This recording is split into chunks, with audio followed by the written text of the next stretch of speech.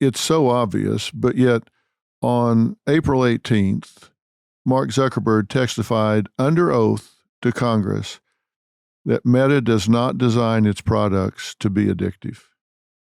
Under oath, that's what he said. He said, I view our responsibility as not just building services that people like, but as building services that are good for people and good for society as well. We study a lot of effects of well-being of our tools and broader technology, and like any tool, there are good and bad uses. If you're using social media to build relationships, then that's associated with all the long-term measures of well-being. And he said to just passively consume content and not engaging with other people, then it doesn't have the positive effects and it could be negative. November 20th, under oath, that Meta doesn't design its products to be addictive. March 21st, under oath, that Instagram is not addictive. Davis, Meta's head of safety, just last September, testified under oath to Congress that Instagram is not addictive. She testified that she disagreed with calling the product addictive. Adam Mosseri, president of Instagram, 12/8/21, written testimony under oath to Congress. I want to assure you that we do have the same goal. We want all teens to be safe online. They're just saying, no way, this is addictive. It's so funny because, that's what they've said publicly and under oath, which I have given evidence to Congress before under oath, and I found it both a great privilege, and I found taking that oath to tell the truth. There's this moment where you think to yourself, that's a big promise, and I'm going to keep to it. And it might be challenging, but I am going to keep to it. And they had that moment, and they said what they said. What we know, however, to be true is that because what's happened in particular with Instagram and Meta. So Meta is the parent company of Facebook and Instagram.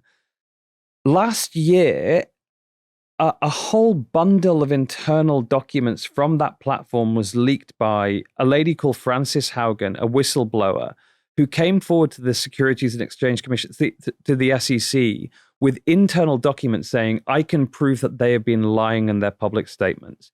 And there was a load of studies, including studies of Instagram, in which they admitted, which they'd studied what young girls thought about their platform. They realized that 1 in 6 young girls was saying that their platform makes them feel worse about themselves. They said that that there was a strong correlation, there was a strong linkage between use of the platform and negative body image. The fact that that's what they're saying behind closed doors is so different, is completely the opposite of what they're saying to Congress, I think reinforces as well why I've been advocating for a long time, not just for safety by design, so, to introduce risk assessments and everything else, but for mandatory transparency from these companies.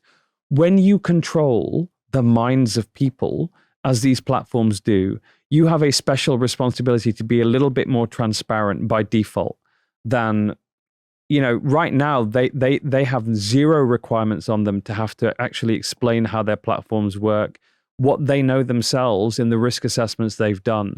There's less of a sort of a health and safety standard for Facebook, this platform that controls billions of people around the world and the information they see, compared to, say, a deli in Brooklyn, which would have to submit itself to, instant inspections by health and safety inspectors. Facebook right now basically can self-report to Congress and say whatever it wants. Yeah, there's got to be transparency. And I'm like you, I've testified under oath a number of times, and that's a moment where you stop and think. I'm adding I don't know to my vocabulary a lot, because if they ask something and I don't have the empirical data right there accurately in front of me, I've learned to say, I don't know this exact answer to that, but I'll add it to my testimony after the fact. I'm not going to get up here and take a wild stab at it. I'll get that information and add it after the fact. They're up there knowing what they know from their study and saying what they say. Look, absolutely. And we our conversation has changed a lot, because earlier on in this conversation you said that you've spoken to people from these companies, and we want to believe, because we are people that believe in the goodness of other human beings, that they will eventually see the light and do the right thing. But I think they've been given enough opportunities now that we have to be cynical about whether or not we can get them to do. Certainly the top people, the people who should know better, the people who have the brains, the smarts, the total visibility over their companies. They have access to all the data that they're producing, all the research that they're doing. We have to be cynical about whether or not these are good and decent people, whether or not they're the right people to run these companies. I know for sure, having spoken to Republicans and Democrats, that some of them say, well, we should have an FCC for the internet. We should, so, the same way that we do for broadcast media. There's some of them say we should have a licensing authority that says that you should have to pass a fit and proper test, a test of whether or not you are of the right kind of character to control something that's so important to our societies. Because I suspect that if you submitted those people that you just mentioned, people like Antigone Davies, Mark Zuckerberg, Adam Mosseri, to a fit and proper test, the answer would be completely unfit and absolutely not the right people to be running platforms of such importance. Yeah, I think you're right. And I think maybe mid-level people aren't as advised about what's going on. I think we have to also look at parents that cave and give their kids these devices, access to these devices at 9, 10, 11 years old.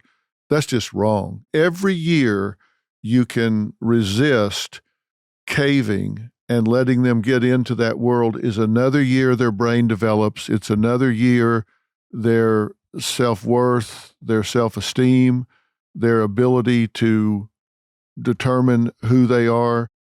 All of that just strengthens and strengthens and strengthens. I just think 13, that's too young for kids to be on these platforms. And certainly if they're getting them these smartphones and devices with access at 9, 10, 11, I just think they're too vulnerable. I don't think they should be on there. We should have a way to police that in some fashion. It's just too scary. I have a 12-year-old granddaughter.